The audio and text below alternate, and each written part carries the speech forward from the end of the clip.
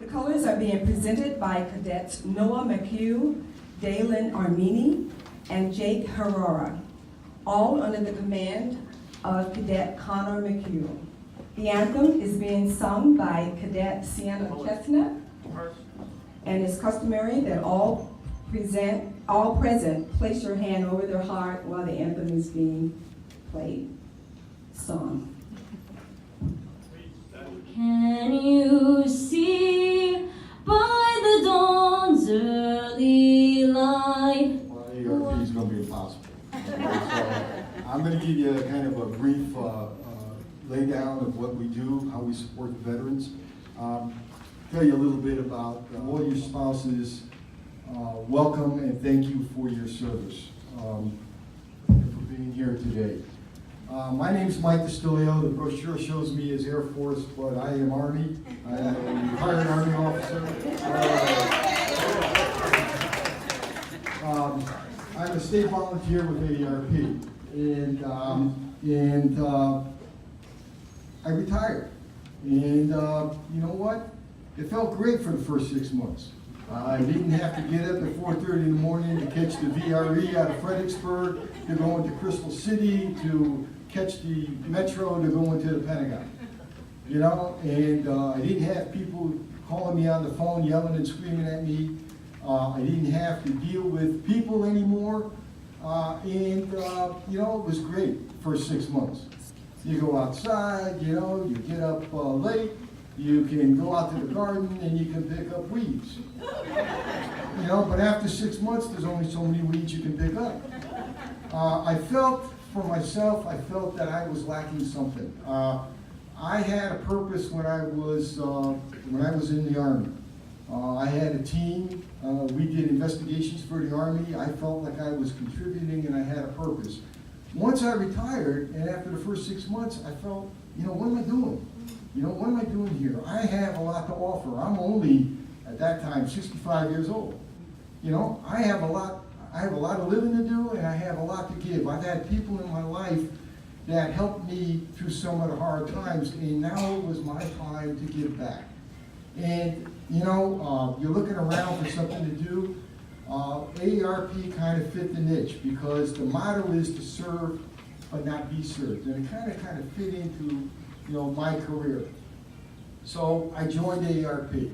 And just a little bit about AARP, Life in Harm's Way.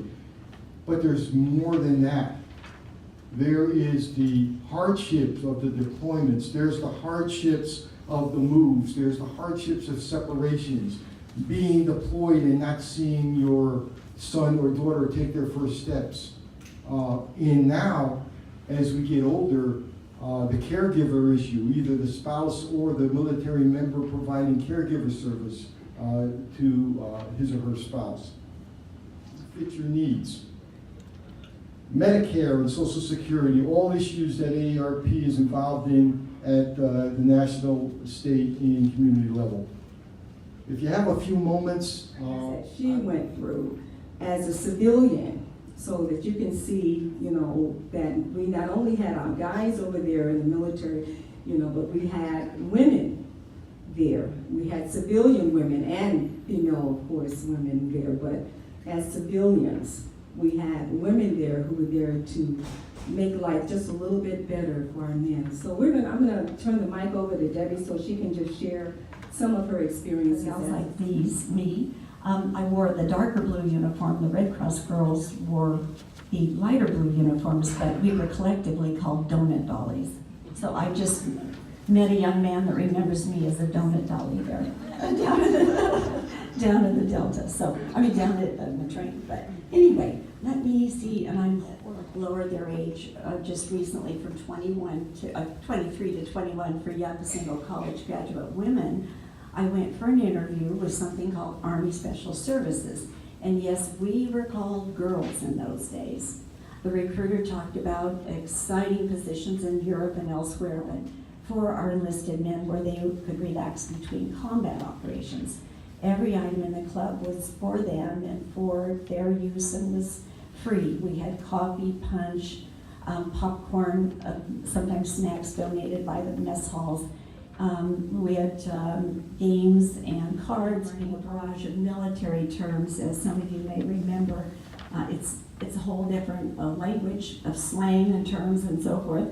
But anyway, we had to learn such things as what PCS, DROS, XOs, CO, EM, Spec 4, PSP, and bunkers meant. Even harder for some reason was how to learn military terms. Of those women, 68 of them lost their lives there, which is pales to our 58,400 and some brother soldiers that are on the wall. But also we had 7 military women on the wall that were our nurses that lost their life as well. So a little over 60 that did not come home were civilian women. So I'd like to kind of show you a little bit about what life might have been like in a different kind of a situation. So is that respect of a military salute. That means we love you, you truly are our sister. Sister soldier, sister soldier, she served our nation well. Sister soldier. Stay to its fullest. What they're saying when you listen hard enough is this: we're at peace, and so should you be, and so should you be.